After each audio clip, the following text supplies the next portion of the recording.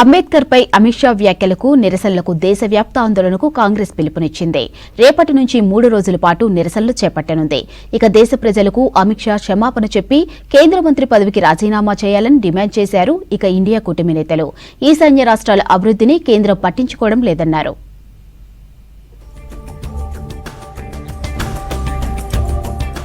దళిత నేత అంబేద్కర్ ను అవమానించిన అమిత్ షా ప్రజలకు క్షమాపణ చెప్పాల్సిందేనన్నారు కాంగ్రెస్ నేత పవన్ ఖేరా. బీజేపీ నేతల తీరుకు నిరసనగా రేపటి నుంచి 3 రోజులు దేశవ్యాప్త ఆందోళనలు ఉంటాయన్నారు. ఈ నెల 22, 23 తేదీల్లో కాంగ్రెస్ ఎంపీలు, సీడబ్ల్యూసీ నేతలు ప్రెస్ కాన్ఫరెన్స్ నిర్వహిస్తామని తెలిపారు. ఈ సందర్భంగా కేంద్ర మంత్రిగా అమిత్ షా రాజీనామాకు డిమాండ్ చేస్తారన్నారు. అలాగే 24న అన్ని జిల్లాల కేంద్రాల్లో కాంగ్రెస్ శ్రేణుల ఆధ్వర్యంలో నిరసనలు ఉంటాయన్నారు పవన్ ఖేరా.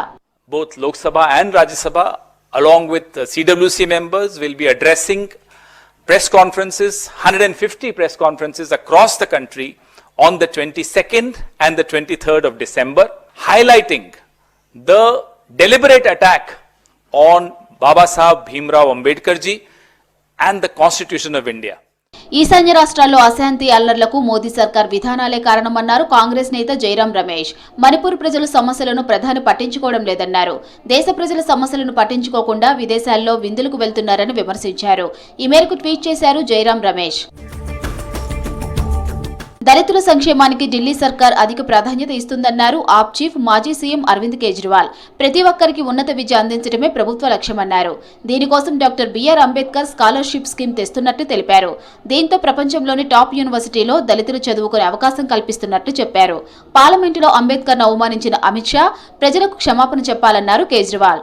దళిత్ సమాజ్ కా కోई भी बच्चा अगर दुनिया की किसी भी टॉप की यूनिवर्सिटी में पढ़ना चाहेगा तो वो बच्चा उस यूनिवर्सिटी में एडमिशन ले ले. बस एडमिशन लेने के बाद उसका सारा पढ़ाई का खर्चा, आने जाने का खर्चा, सारा खर्चा दिल्ली सरकार वहन करेगी. కేంద్ర ప్రభుత్వం జీఎస్టీ పేరుతో ప్రజలను దోచుకుంటుందన్నారు పీడీపీ చీఫ్ మహబూబా ముఫ్తీ. జీఎస్టీతో చేనేత కళాకారులకు తీవ్ర అన్యాయం జరుగుతుందన్నారు. కాశ్మీర్ శాలువాలపై జీఎస్టీని పెంచొద్దన్నారు. ప్రధాని మోదీ సర్కార్ హస్తకళలకు పన్ను మినహాయింపు ఇవ్వాలన్నారు ముఫ్తీ. दूसरी तरफ से जीएसटी शॉल्स के ऊपर, हैंडीक्राफ्ट्स के ऊपर लागू करके इस सनत को भी खत्म करें. यही 2 सनतें हैं जिन्होंने चाहे हैंडीक्राफ्ट्स हो चाहे हॉर्टिकल्चर हो जम्मू कश्मीर को बहुत मुश्किल वक्त में जिंदा रखा.